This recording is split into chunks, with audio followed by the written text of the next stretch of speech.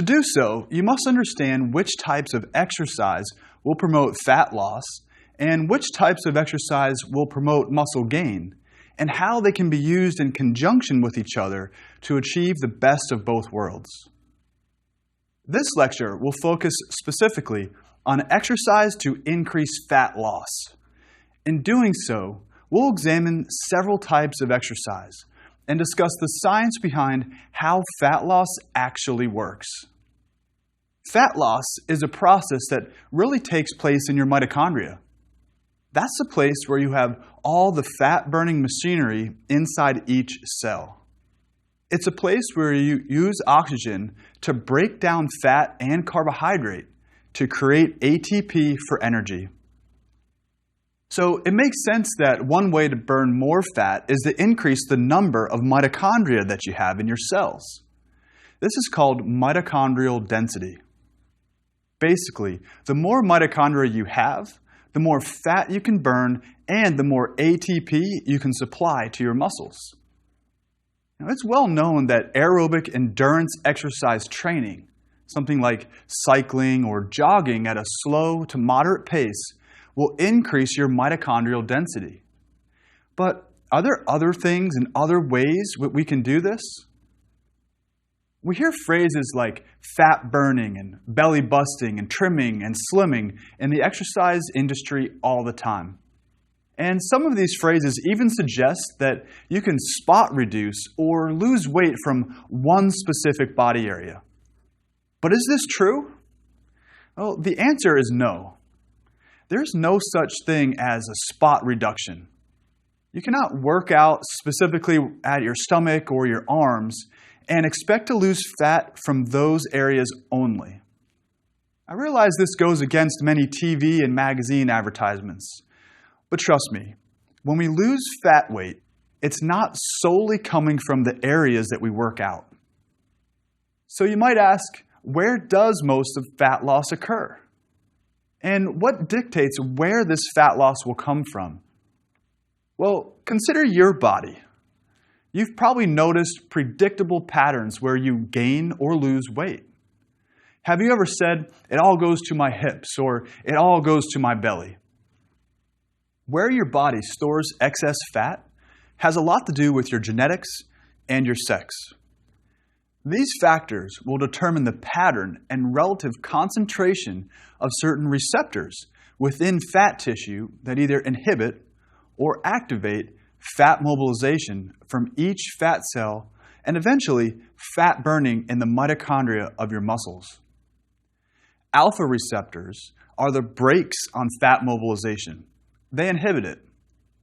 Beta receptors are the accelerators of fat mobilization.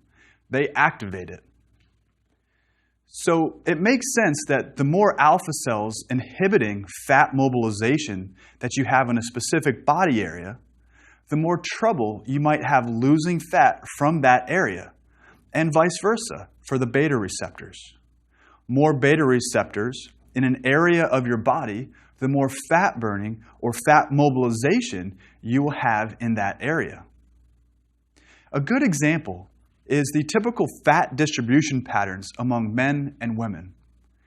Men tend to store excess fat in their abdomen and belly, and as you probably suspect, have a higher concentration of alpha receptors or inhibitors in that area.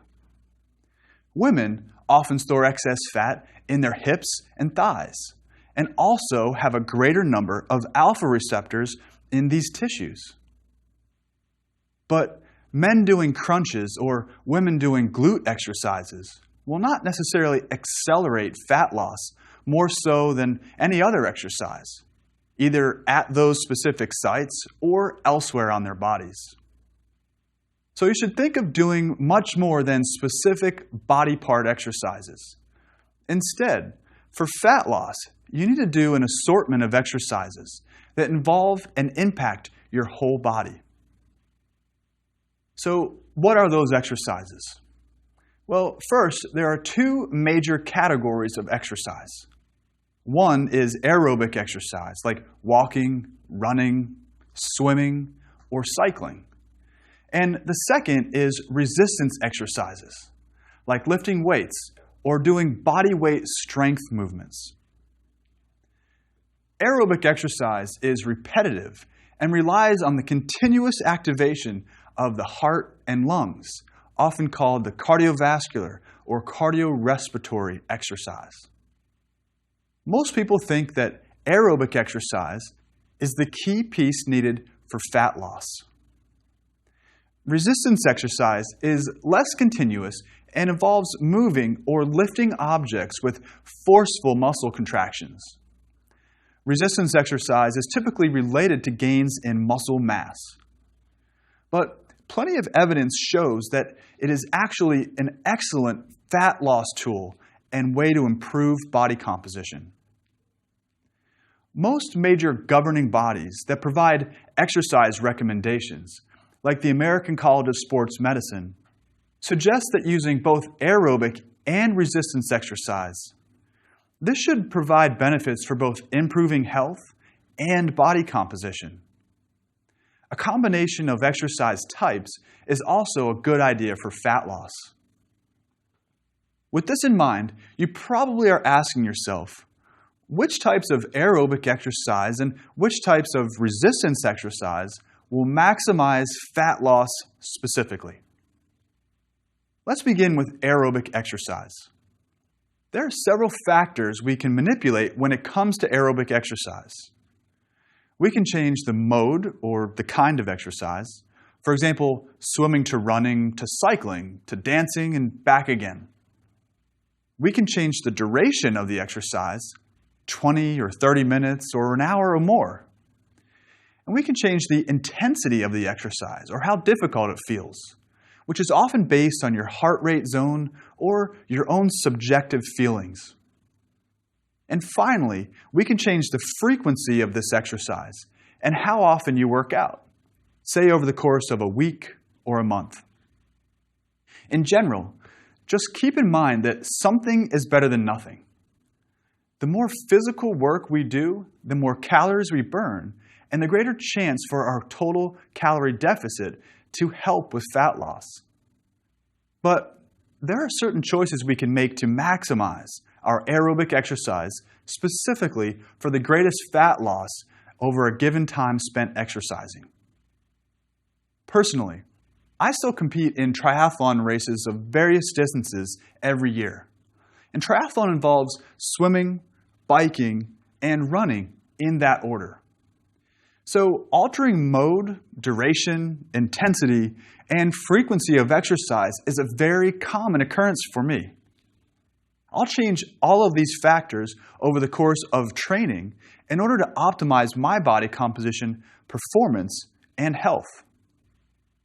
Let's first consider the mode, or the type of aerobic exercise. Much of this comes down to your own personal preference. What do you enjoy doing? What is your accessibility to certain equipment like a bike or a pool? What time of year is it? Is it snowy or is it really hot? What is your personal injury history? Certain activities may be less stressful to achy joints or problem areas. Now, it might make sense that the more movement you do, the better. So if you run versus just sitting on a recumbent bike for the same amount of time, you will probably have more effective fat loss because you're actually using both your upper and your lower body during exercise.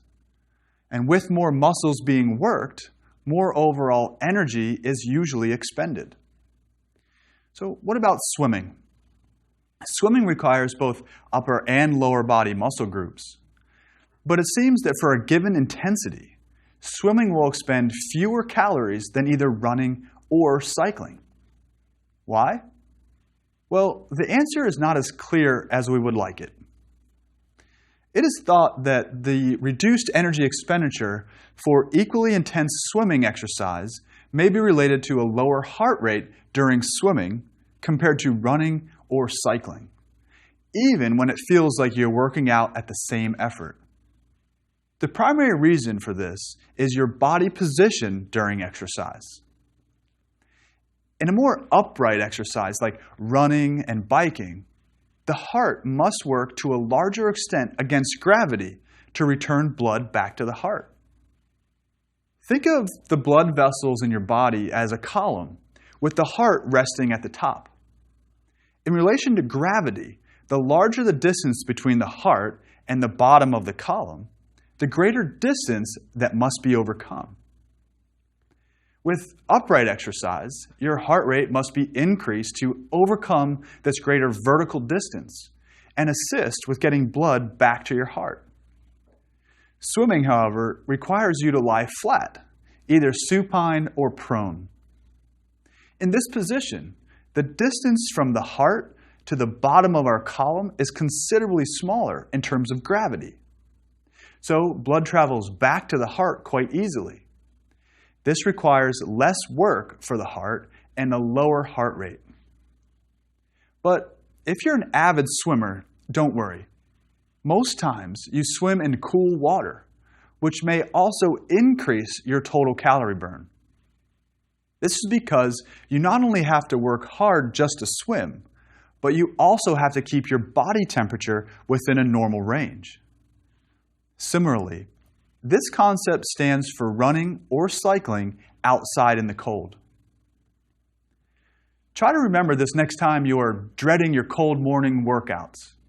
Maybe this knowledge will help it a little bit more to make it worth it to step outside into the frigid air.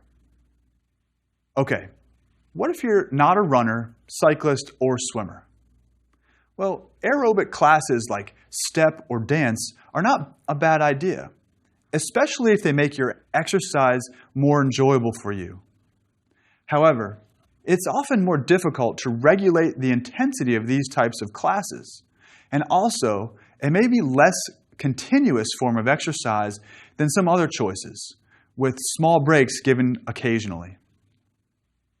In general, running may actually be the most optimal aerobic exercise type for fat loss. However, if you absolutely loathe running or cannot run due to musculoskeletal limitations or injuries, every other form of movement is good and can result in significant improvements in your body composition when paired with nutritional choices that are good and lifestyle habits. The next aspect of aerobic exercise that you can manipulate to improve fat loss is the length of time that you exercise, or exercise duration. It is known that the length of time you exercise and the amount of calories you burn are directly and linearly related.